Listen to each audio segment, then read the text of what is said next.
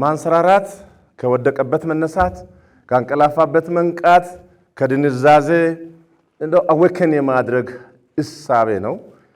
ይሄን የዝን እሳቤ ፍልስፍናዊ ሐሳብ በተፈጥሮ ሀብት መነጽር ካለኝ ኤክስፒሪየንስ ለመተርጎም ሙከራ የማድረግ ገለጻ እንደሆነ እንድታስቡ የማቀርበው ከዚህ ቀደም የጻፍኳቸው ነገሮች ወደ 20 ዓመት ወደ ኋላ ይሄዱ ናቸው።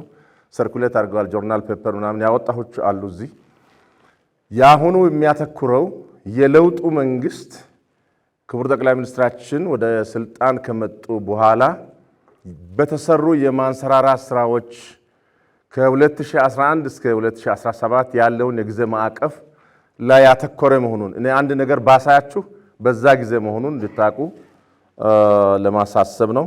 ያሁኑ የመደመር መንግስት እንዴት አድርጎ የተፈጥሮ ሀብት ልማትን እንደተመለከተው ትንሽ ጫና አድርጌ ለመናገር ነው ያሰብኩት። ትልቁ ስራ ይሄ ቤት መደሰት ያለበት ዛሬ ዲፕረስ የሚያደርግ ነገር ሳይሆን ኢንጆይ እንድናረግ ቸሪሽ እንድናረግ ሰለብሬት እንድናረግ የተንሰራራ ገጽታ ለማሳየት ነው የምፈልገው።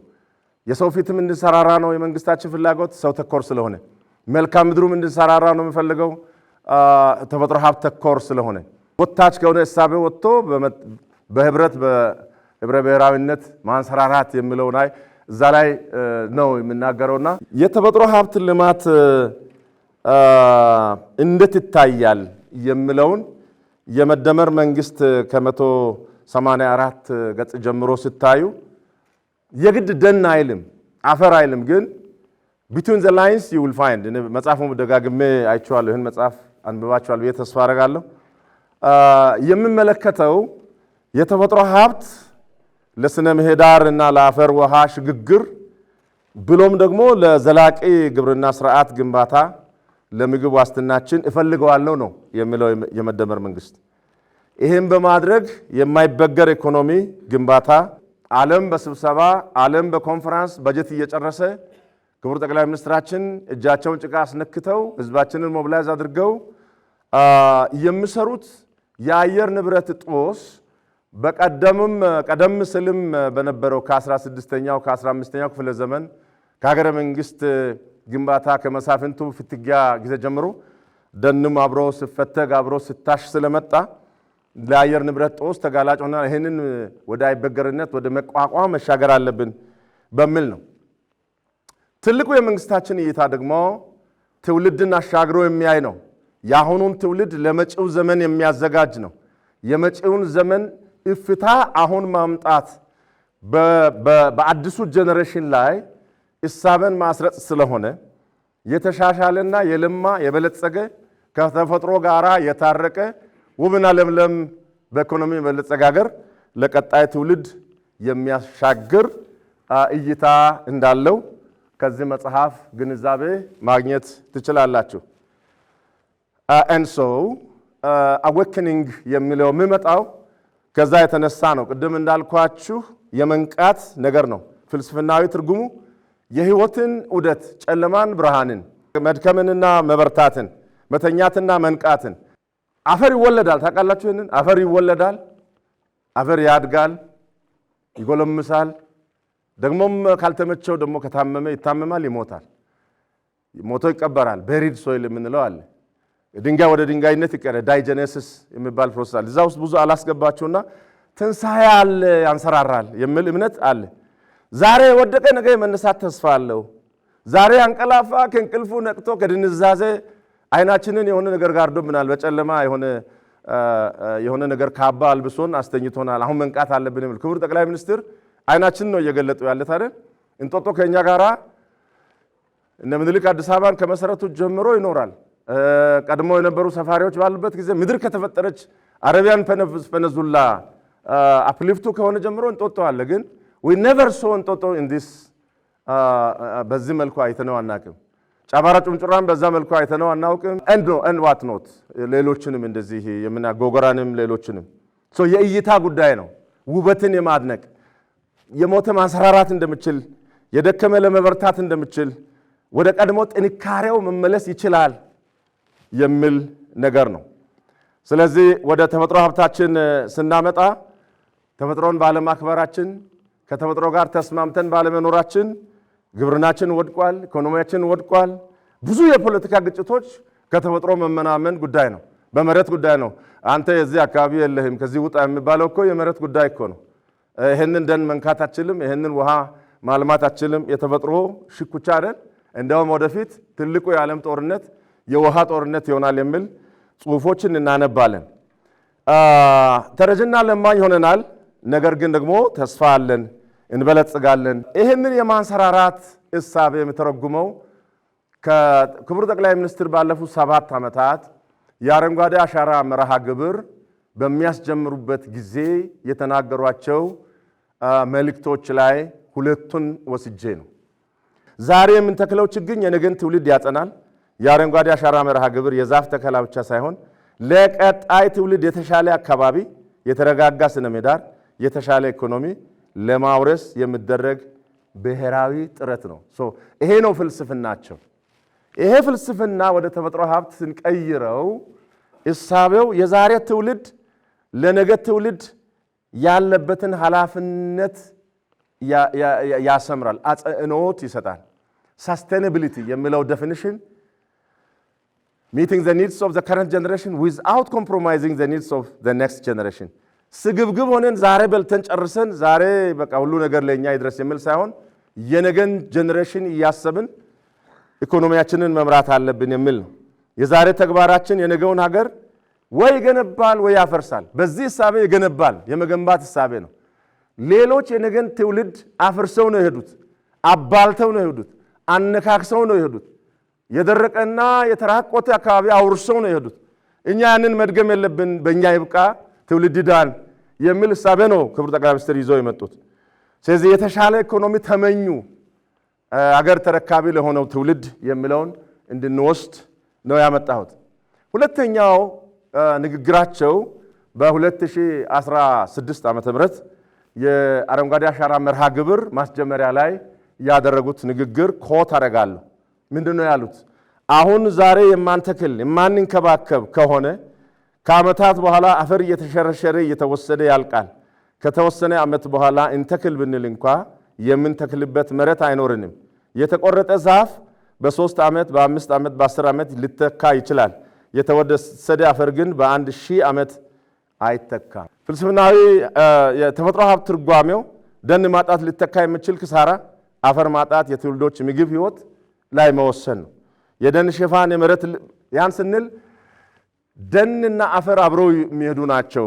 አንዱ አንዱን ይጠብቃል የሚለው ነው። ደኑ መሬቱን ይጠብቃል፣ መሬቱ ደግሞ ለደኑ አስፈላጊውን ንጥረ ነገር ያቀርባል። የደን ሽፋን የመሬት ልባስ፣ አፈርና ስነ ምህዳርን ጠባቂ እና ከቨር ፕሮቴክቲቭ የካኖፒ የምንለው እና የዛሬ መግዚየት ኢንአክሽን ኢዝ ሞር ኤክስፔንሲቭ ዛን አክሽን እና ዲግራዴሽን በጣም ኤክስፔንሲቭ የሚሆነው በቶሎ ማዳን የምንችለው ሃይ ስፖት ላይ ሃይላይት ላይ እያለ ሆት ስፖት ጋር ሳይደርስ ማዳን ሲቻል መዘግየት ነው። ብዙ ጊዜ ደግሞ እኛ የአፈር መክላት ለአርሶ አደሩ ብዙ ስለማይታይ እንደ ከብቶች መሞት እንደ ሰው ህመም አይታወቅም። የመሬት ህመም ለኛ አይገባንምና ያንን ጥንቃቄ እንድናደርግ ማሳሰቢያ የሚሰጥ የአፈርና ውሃ ጥበቃ ለሀገር መንሰራራት ያለውን ፋይዳ የሚያሳይ ነው። ይህንን ካልን እሳቸውን ያንሰራራል ብለው የሚሉት ምን እንደሆነ ለመናገር ፈልጋለሁ። ስለዚህ የኢትዮጵያ የእርሻ መሬት ስፋት ኢትዮጵያ በዓለም ቀዳሚ የእርሻ መሬት ካላቸው ሀገራት አንዷ ናት። 20 ቀዳሚ ሀገሮች መካከል አንዷ ሀገር ናት። በአፍሪካ 3ኛ ናት። ናይጄሪያና ሱዳን ይቀድሟታል፣ ኢትዮጵያ ትከተላለች። ይህ ስላይድ ላይ ያሳየኋችሁ ኤፍኤኦ በ2023 የዓለም የታረሰ መሬት ዳታ ነው። በዚያን ጊዜ እኛ ያረስነው 16.4 ሚሊዮን ሄክታር ነው። አሁን ቢሆን ደረጃችን ከፍ ይላል። ስለዚህ ኢትዮጵያ ሰፊ ለም መሬት ያላት፣ እንደውም የመደመር መንግስት ገጽ 184 ላይ ምን ይላል? ኢትዮጵያ ወደ ኋላ እንዳትቀር ደሃ እንዳትሆን ተደርጋ የተፈጠረች አገር ናት የሚለው መነሻ ሰፊ ለም መሬት አላት የሚለውን እንድንወስድ ነው። ይሄ መሬት እያለ በኢህአደግና በደርግ ዘመን ክቡር ጠቅላይ ሚኒስትር ከመምጣታቸው በፊት የምታረሰው መሬት 14 ሚሊዮን ብቻ ነበር። ኖርማሊ 74 ሚሊዮን ሄክታር መኖሩን ብዙ ሊትሬቸር ውስጥ አንብቤያለሁ። በዛ ነው ስንሻኮት የነበረው ማለት ነው። ሸመታ ላይ ስላተኮርን ያለንን ሀብት ኢግኖር ስላደረግን እንደውም ከውጭ እንዳይገዛ እህል ተብሎ የሀገር ውስጥ ምርት እንዳይገዛ አንድ ፕሮጀክት ላይ ተከልክሎ ከውጭ መግዛትን ሰዎች የሚመርጡ መሆኑን ሁሉ እንረዳለን። ስለዚህ በግዢ የመጠቀም አባዜ ዲፔንደንሲ ስለተፈጠረ ያለንን ሀብት በአግባቡ ሳንጠቀም ቆየን የሚለውን ብትወስዱ ጥሩ ይሆናል። የውሃ ሀብታችንም በተመሳሳይ መልኩ የሚያማልል ነው። 12 ቤዝኖች አሉ። ትልቁ አባይ ነው እያሉ ሌሎችም አይሻ እና ኦጋዴን ከሃይላንዱ የሚሄደው ነው። ሌሎቹ ከሃይላንድ የሚመነጩ ናቸው። አብዛኛዎቹ ከነዚህ ውስጥ ትራንስባውንደሪ ናቸው። ዘርፎር ኢትዮጵያ ከማንም ውሃ አትቀበልም። ለብዙ ጎረቤት ሀገራት ውሃ የምትሰጥ አገር ናት። ዓመታዊ የውሃ ፍሰት መጠኗ 124.4 ቢሊዮን ሜትር ኩብ እንደሆነ መረጃዎች ይጠቁማሉ። ከተፈጥሮ ሀብት ልማታችን አንጻር ከ2005 ዓመተ ምህረት ጀምሮ የምንከተለው ስትራቴጂ ዋተርሼድ ቤዝድ ኢንተርቬንሽን ነው። ይሄ በተለይ PSNP የሚባለው የልማታዊ ሰፍትኔት ፕሮግራም ወደ ትግበራ ከገባ ጀምሮ የተፋሰስ ልማት ላይ ትኩረት በጣም አስደናቂ ፕሮግራም ነው። ባይዘይ እሱ ፕሮግራም ፓብሊክ ወርኩ ላይ አፈርና ውሃ ጥበቃ ስራ የሚሰራው ዘርፎር ምን ያህል ወተርሼድ አለን የሚለውን ለማሳየት ያህል በ12 ቤዝኖች ወደ 9000 የሚሆኑ ሜጀር ወተርሼድ ማለት ወደ 30,000 ሄክታር ከ20 እስከ 30,000 ሄክታር ቦታ የሚሸፍን ነው። እነዚህ በቤዝን ስንከፋፍላቸው ነው እዛ ጋር የምታዩት። በቤዝን ስንከፋፍል ትልቁ የአባይ ሆኖ ይቀጥላል ማለት ነው። ሪፍት ቫሊም አንድ ቤዝን ሆኖ ታገኛላችሁ። እነዚህን ወተርሼዶች አልምተን በቤዝን ደረጃ ምርታማነትን ማሳደግ እንችላለን የሚለውን ሐሳብ ነው። የአፈር ሀብታችን ትልቅ የአፈር ሀብት አለን። ቀደም መጀመሪያ ላይ እንዳልኩት የአረቧ